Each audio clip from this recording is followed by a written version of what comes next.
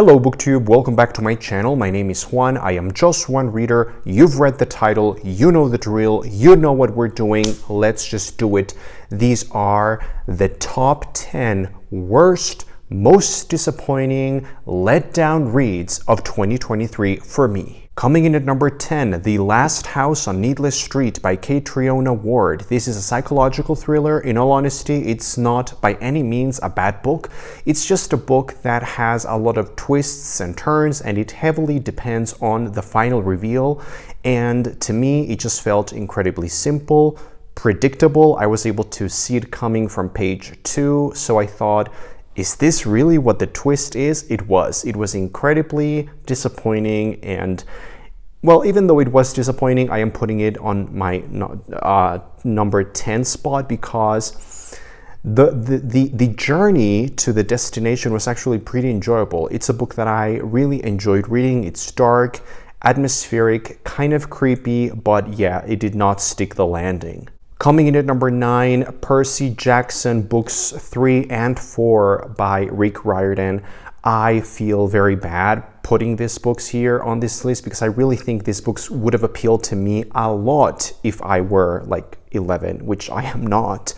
So yeah, these books just felt very tiresome, very exhausting, unrelentless to me. Like yeah, they were just not for me. They made me feel like a jaded, bitter old man, and which I am, I guess. And I will not be continuing on with the series, which makes me very, very sad because I really thought Rick Riordan is a great writer. He has a great authorial voice. There's a lot of wit and humor that I really like in these books, but the actual plot, the characters, just following this story just doesn't appeal to me anymore. I am a bitter old man. Coming in at number 8, The Remains of the Day by Kazuo Ishiguro, talking about bitter, jaded old man. This book is about a jaded, bitter old man. An English butler who is looking back on his years serving this English lord, you know, in like an estate. On paper, this book was so much for me. Like, there were a lot of ingredients that this book was promising to me, but the actual execution was kind of a letdown. The book is beautifully written. The book is thoughtful in terms of the musings, the meanderings, the ruminations of this man. It is a good character study. It is short, so I will give it points for that. As a psychoanalyst, I would love to use this novel in a class setting because this book is a great exploration and representation of a lot of Freud's findings. You know, there's a lot of idiotic people out there who think Freud was wrong, and you know, everything that Freud was talking about back then doesn't hold up now.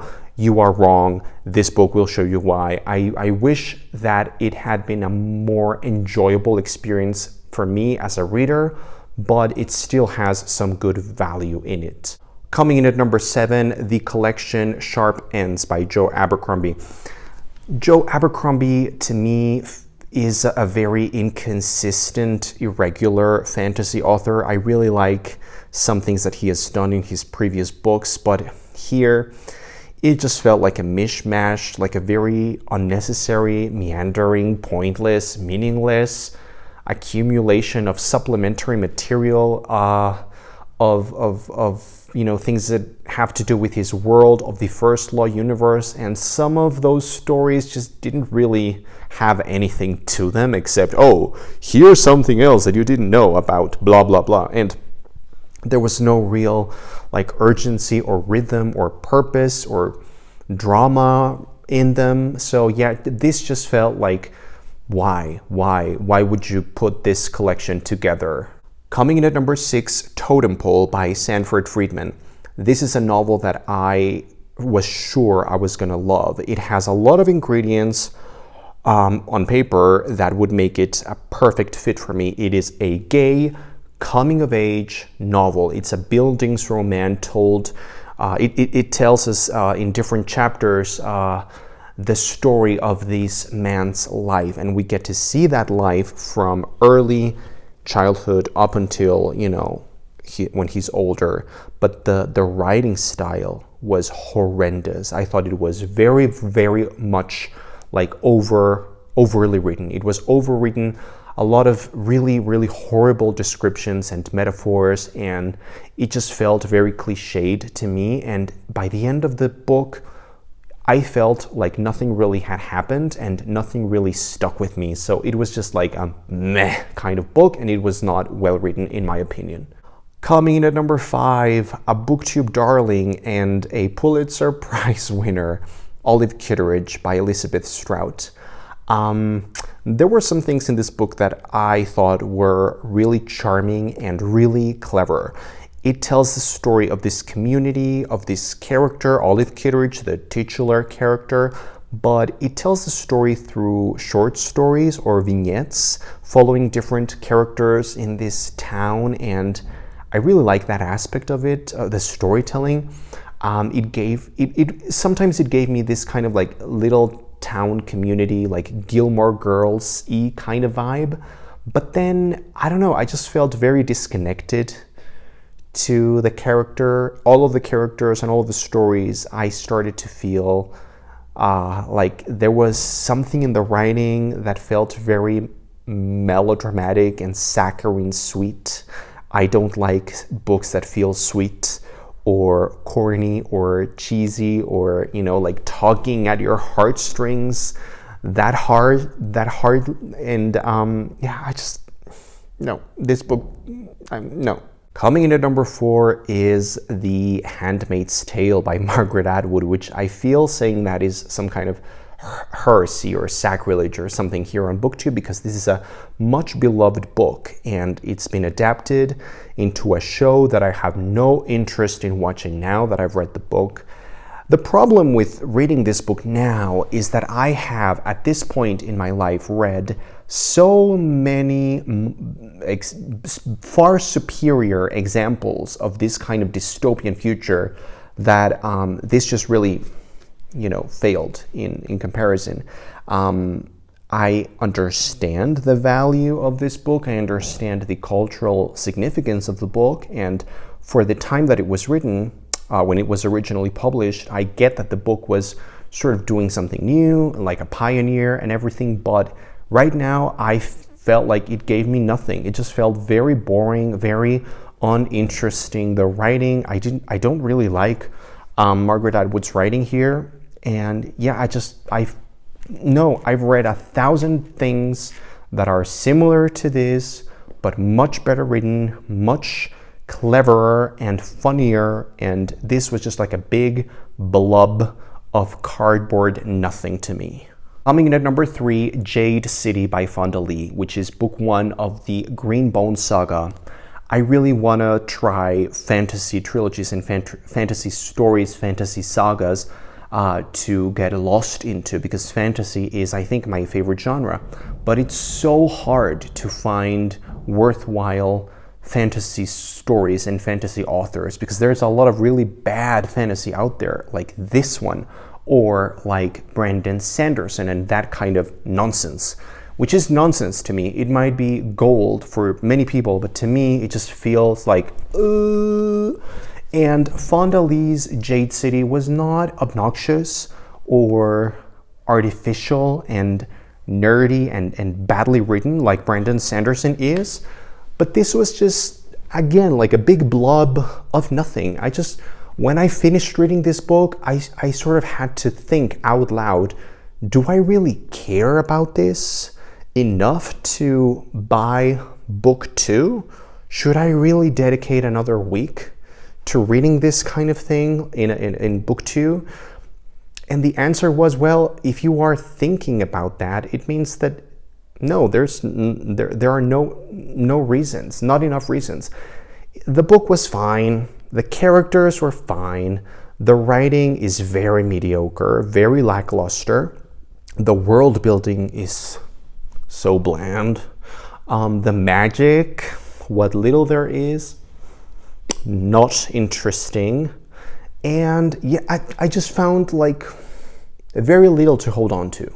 Coming in at number 2 is Legends and Lattes by Travis Baldree. Oh my god, I felt so sad when I was reading this book, because I had hyped this book up so badly. I really wanted to love this. The author is like a self-published, self-made dude, and he's really, really cool.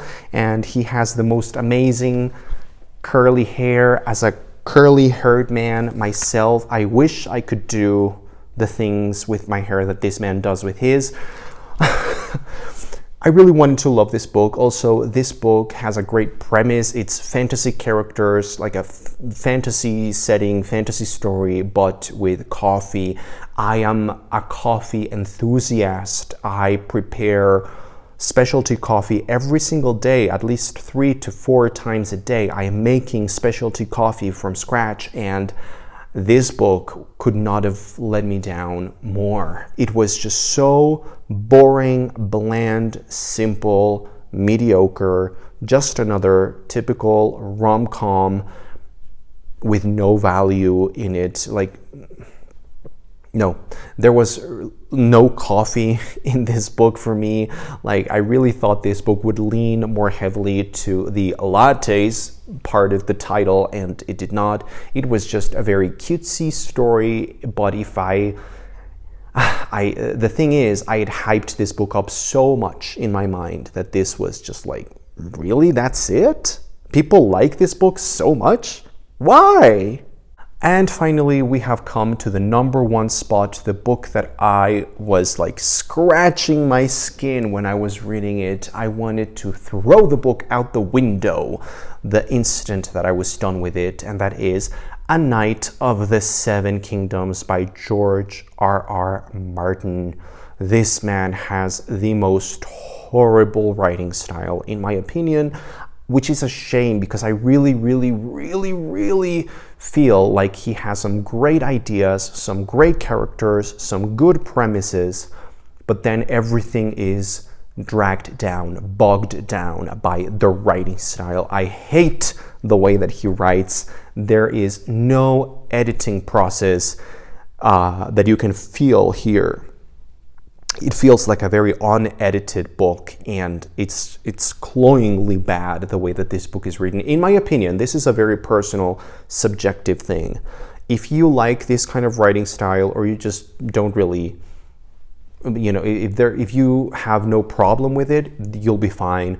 But I just really, really disliked the way that it was written, and also it was such a shame because the characters of Dunk and Egg, who are at the core of this book, had a lot of interesting promise. I really wanted to see them shine. I really wanted to see more of them, but there's something about the way that George Martin writes dialogue and story and character and everything that just felt so sterile to me, so boring and so meaningless.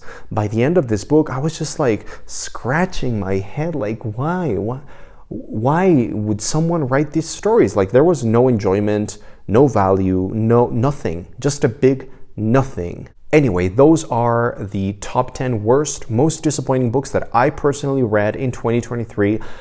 I love making this video every single year. I feel like it's some kind of exercise, if you will. I just love embracing the negativity, basking in the negativity with you guys. So let me know in the comments down below, what are some of the stinkers, the letdowns, the disappointments that you have read this year? Thanks for watching. I will see you on the next video.